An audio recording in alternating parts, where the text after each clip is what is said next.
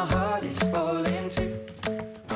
Welcome back. Blair Manton joins us once again from Sands & Associates. How you doing? Doing well, thank you. Good to see you. We're going to talk today about the 4 main things people do, common things often overlooked that hurt their credit rating, right? Yeah, exactly. One of the big ones is unpaid bills. Yeah, so credit rating, it's a record of your financial life, your financial health, and all your history goes on there. So one mistake I see people making is they pay attention to the mortgage, they pay attention to the credit cards, but sometimes the cell phone bill, it's the smallest obligation they've got. They forget to pay that. They pay it late every once in a while, but what they need to know is that it's actually unpaid cell phone bills are the #1 reason people get denied for mortgages, because cell phone providers are very quick to ding your credit if you miss payments. They know they're not going to sue you for payments, but they are going to put something negative on your credit if you're late even once. So be very careful on unpaid cell phone bills. All your bills matter when you're talking about your credit rating. That's kind of astounding to me, but it's those little bills that people kind of forget about or push to the side. What kind of lateness are we talking about? You know, even if you're more than 10 days late, if it's due in 30 days, you pay in 40, 45. Usually if you're a couple months late, that's when you get really serious. You get collection agents in, and that's the worst thing you can do. But there can be a notation, even paying a bill 10 days late beyond when it's due.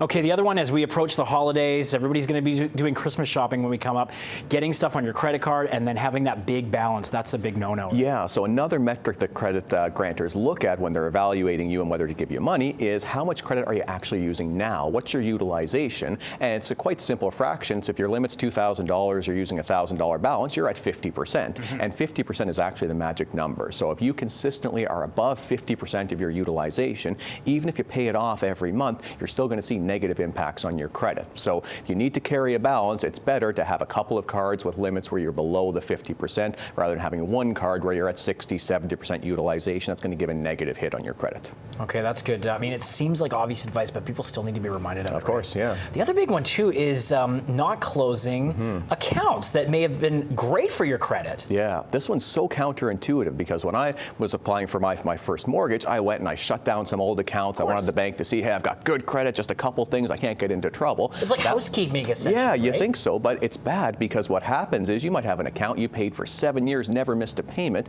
As soon as you close that account, it's gone. It's like it never existed. So if you want, if you're not using the accounts, you can bring the limits down, just don't use them at all. But closing the accounts removes them from your record, and all your great work could be basically all for naught if you close the account. Okay, interesting. That's a great tip. And the other one, too, is just always checking on your credit score. That can sometimes penalize you as well, right? Well, it's interesting because you as an individual, you can check till the cows come home, nothing's going to happen to you. But if you go out and you apply for credit when some creditor does a check on you, yeah, too many of those are seen as a warning sign. So our recommendation is if you're going to be, say, shopping for a car, financing, or for a mortgage, print out your credit report yourself. Bring it to the lenders, and then once you know you're going to do a deal, let that one person do the credit check for you. Don't let everybody check the credit because that's going to knock your rating down. Okay, and as we close it out, just give us a couple of handy-dandy little tips for people to remember to help, boost or maintain their credit rating. Well, I think the #1 thing to keep in mind is to keep in mind that only your credit rating is just one indicator of a bunch that speak to your overall financial health. So you could have great credit, but if you're carrying a ton of debt, it's really not helping you out too much.